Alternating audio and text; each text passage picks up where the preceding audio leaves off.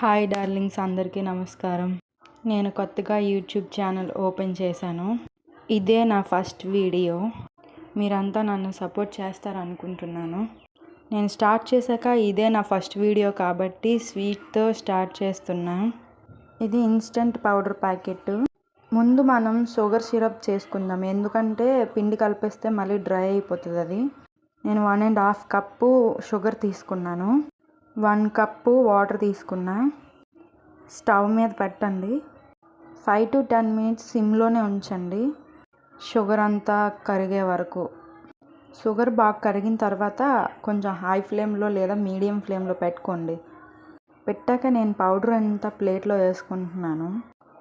ఎలాగో sugar syrup అవుతుంది కదా, అందుకని నేను పౌడర్ మొత్తం ప్లేట్లో వేసుకున్నా. అది అలా షుగర్ మరిగేటప్పుడే అందులో యాలకుల పౌడర్ వేసుకోండి.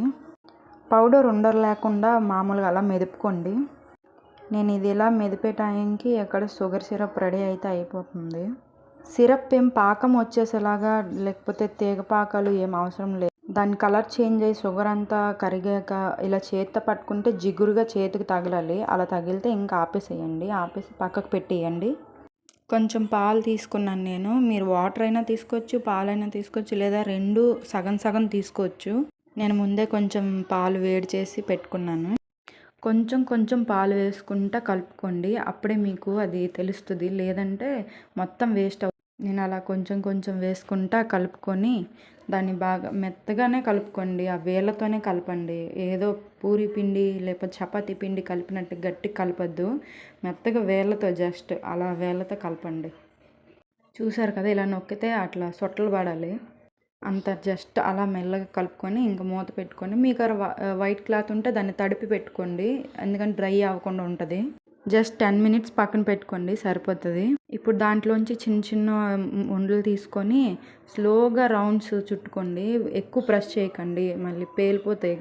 జస్ట్ స్లోగా ప్రెస్ చేసుకుంటా ఉండలు చుట్టుకోండి, ఇలా చూపించిన విధంగా. అలా నెమ్మదిగా గట్టి ప్రెస్ చేయకుండా చుట్టుకుంటే బాగా వస్తాయి, లేదంటే పగుళ్ళు వచ్చేస్తాయి. చూసుకోండి. ఏ బ్రాండ్ పౌడర్ అయినా పర్వాలేదు, మీరు ఎనీ బ్రాండ్ తీసుకోండి, అవి ఇలా చేసుకోండి, చాలా బాగా వస్తాయి. అండ్ టేస్ట్ కూడా అలాగే చాలా బాగుంటుంది. ఇది చేయడానికి ఎక్కువ టైం కూడా ఏం అవ్వదు. నేను అలా ఫాస్ట్గా చుట్టేస్తున్నాను. చుట్టేటప్పుడు చిరగ్గానే ఉంటుంది, కానీ తినేటప్పుడు మాత్రం బాగుంటుంది. నేను చేసినంతసేపు నా కొడుకు అయితే నా చుట్టూనే తిరుగుతున్నాడు. ఎప్పటికి అవుతాయి, నాకు ఎప్పుడు ఇస్తావు అని. నేను తీసుకున్నది ఒక ప్యాకెటే కదా, నాకు ఇవే వచ్చాయి. స్టవ్ ఆన్ చేసి ఇలా లోతుగా ఉన్న కడాయి పెట్టుకోండి. అలా అయితే మీకు ఎక్కువ ఆయిల్ తీసుకోదు, అండ్ దాంతోపాటు మీకు బాల్స్ కూడా అందులో మునుగుతాయి బాగా. మీ దగ్గర ఇలాంటి కడాయి లేకపోతే నేనేం చేయలేనమ్మా. అందులో ఆయిల్ పోసిన తర్వాత దాన్ని హై ఫ్లేమ్లో పెట్టే మరగనివ్వండి. ఇలా చేయి పెట్టి తెలుసుకోండి, వేడయిందో లేదో తెలుస్తుంది. ఆయిల్ వేడెక్కిన తర్వాత దాంట్లో ఒకటొకటిగా వేసుకోండి. అప్పుడు స్టవ్ సిమ్లో పెట్టండి. కాసేపు తర్వాత వాటిని జస్ట్ ఇలా కదుపుతూ ఉండండి, చుట్టూ తిప్పుతూ ఉండండి వాటిని. ఎందుకంటే అలా కలపకపోతే వాటిని మీరు కదపకపోతే అవి వన్ సైడ్ మాత్రమే ఫ్రై అవుతాయి, ఇంకో సైడ్ అలా పచ్చిగానే ఉండిపోతాయి. అందుకని జస్ట్ అలా పైన కలుపుతూ ఉండండి వాటిని. 5 minutes వాటిని అలాగే వేగనివ్వండి. వేగిన తర్వాత కలర్ చేంజ్ అవుతుంది. ఇలా కలర్ మారుతాయి చూసుకోండి, అన్నీ ఒకే కలర్లో చేంజ్ అవుతాయి. అలా అయినప్పుడు మీరు పక్కకు తీసుకోవచ్చు. నాకు కూడా అలా కలర్ చేంజ్ అయిన తర్వాత నేను తీసి పక్కన పెట్టుకున్నాను. నేను ఇవి ఇలా తీసి పక్కన వేస్తుంటే నా కొడుకు వచ్చి ఒక్కొక్కటి పట్టుకెళ్ళిపోతున్నాడు. నేను చూడలేదు అనుకుంటున్నాడు, నేను చూసిన విషయం వాడికి తెలీదు.